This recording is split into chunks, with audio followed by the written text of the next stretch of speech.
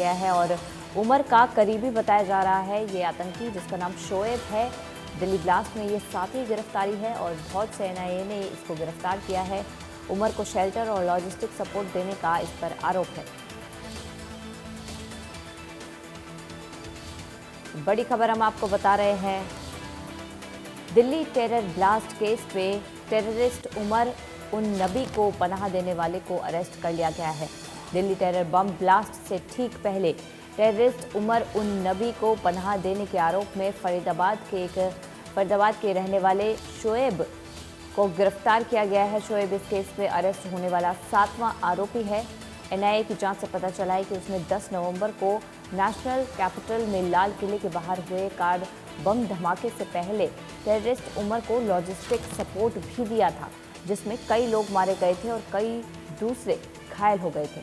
आपको बता दें कि एनआईए ने अपनी जांच के दौरान कार बम धमाका करने वाले उमर के 6 और खास साथियों को अरेस्ट किया था।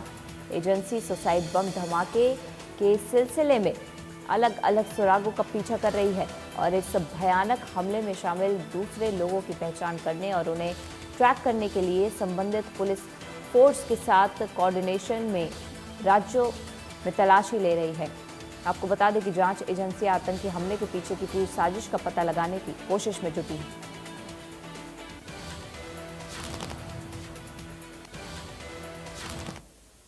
हमारे फरीदाबाद ब्यूरो चीफ देवेंद्र कौशिक हमारे साथ इस वक्त जुड़े हुए हैं। देवेंद्र, जो पूरा मामला है दिल्ली ब्लास्ट केस का, अब परत दर परत जो खुलता जा रहा है, अब 7वीं गिरफ्तारी आखिरकार शोएब की हो गई है। बिल्कुल, देखिए, शोएब की गिरफ्तारी हुई है। शोएब जो है अल-फलाह यूनिवर्सिटी में कंपाउंडर का काम किया करता था और जिस तरह से जो उमर नबी नुहू में एक गांव में कहीं जो किराए पर उसने कमरा लिया था, तो वो उसी की रिलेटिव जो शोएब है उसकी रिलेटिव थी अफसाना।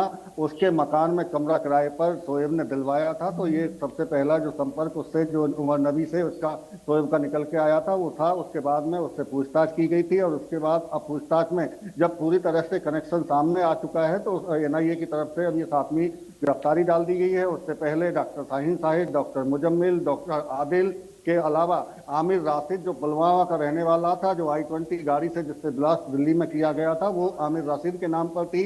तो ऐसे 6 आतंकियों को पहले ही एनआईए की तरफ से गिरफ्तार किया जा चुका था। अब शोएब से चूंकि काफी कई दिनों से पूछताछ की जा रही थी और उसको कनेक्शन उसका जोड़ा जा रहा था कि कितनी भूमिका शोएब की इस दिल्ली ब्लास्ट मामले में है, तो ऐसे में चीजें जब जानकारी सामने आई है पुलिस के और उसके बाद में एनआईए के साथ में वो जानकारी साझा की गई थी और उसके बाद अब एनआईए की तरफ से भी उसे पूछताछ हिरासत में लेकर पूछताछ की गई और अब उसकी 7वीं ये गिरफ्तारी एनआईए की तरफ से डाल दी गई है। शोएब का सीधे तौर पर कनेक्शन उमर नबी से जुड़ता हुआ दिखाई दिया है, क्योंकि उसको किराए का कमरा अपने रिलेटिव के यहाँ दिलवाने से लेकर उसकी गाड़ी में उसका सामान पहुंचाने की मदद से लेकर और कई भूमिका उसकी इस दिल्ली ब्लास्ट में पाई गई थी और इसी के चलते अब शोएब की गिरफ्तारी हुई है। जी देवेंद्र, और आपको जैसे कि आप बता रहे हैं कि शोएब की जो 7वीं गिरफ्तारी है, तो इससे पहले जो 6 गिरफ्तारियां हुई हैं, क्या उनसे भी कोई कनेक्शन यहाँ पर शोएब का जोड़ा जा रहा है?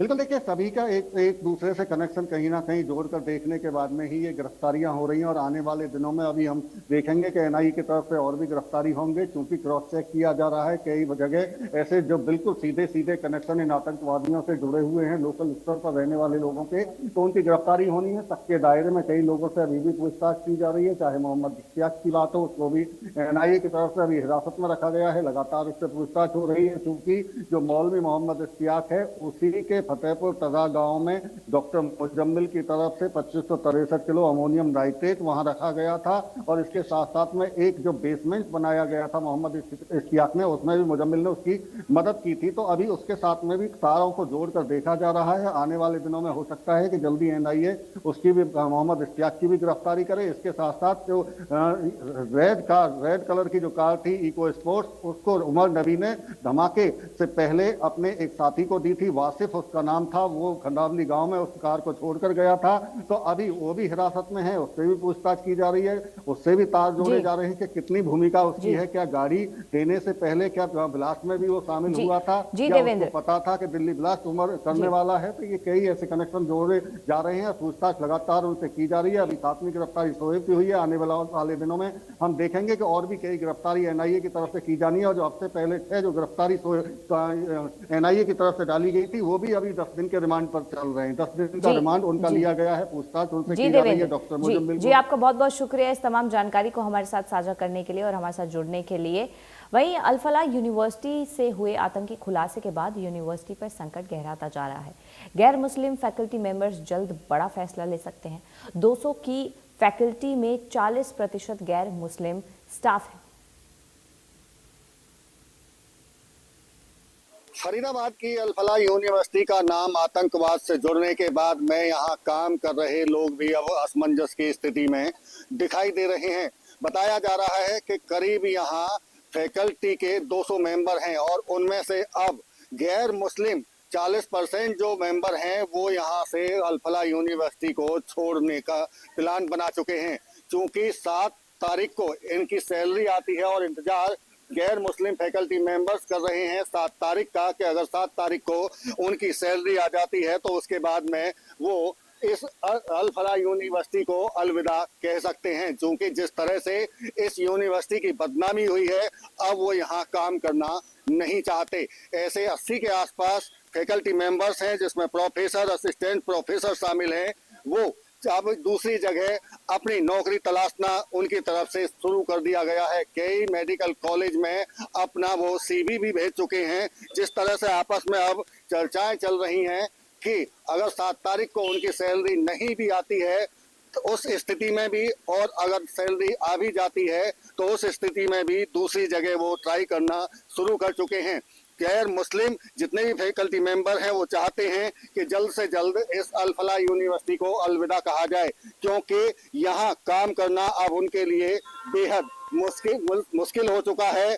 और यहाँ से न केवल फैकल्टी मेंबर बल्कि कई ऐसे स्टूडेंट्स जो खासतौर से जो छात्राएं हैं वो अभी भी मेडिकल कॉलेज में अपनी पढ़ाई के लिए नहीं पहुंची हैं। यहाँ से उनके पेरेंट्स उनको वापस ले जा चुके हैं। इंतजार इस बात को लेकर वो भी कर रहे हैं कि जैसे ही ये मामला शांत हो उसके बाद में यहाँ भेजा जाए। उन्हें लग रहा है कि ऐसे माहौल में वहाँ पढ़ाई नहीं हो सकती, इसीलिए अपने बच्चों को वो अभी यहाँ नहीं भेजना चाह रहे हैं। लेकिन सबसे बड़ी बात यह है कि अगर फैकल्टी मेंबर्स यहाँ से अपना रिजाइन करते हैं, छोड़कर यहाँ से जाते हैं, तो बड़ी चुनौती फिर उन स्टूडेंट्स के लिए भी होगी कि आखिर उनकी जो पढ़ाई है वो कैसे पूरी हो पाएगी। तो अभी चूंकि इंतजार 7 तारीख का किया जा रहा है, बताया ये जा रहा है कि हर महीने की 7 तारीख को फैकल्टी मेंबर्स जितने भी हैं उनकी सैलरी उनके अकाउंट्स में आती है।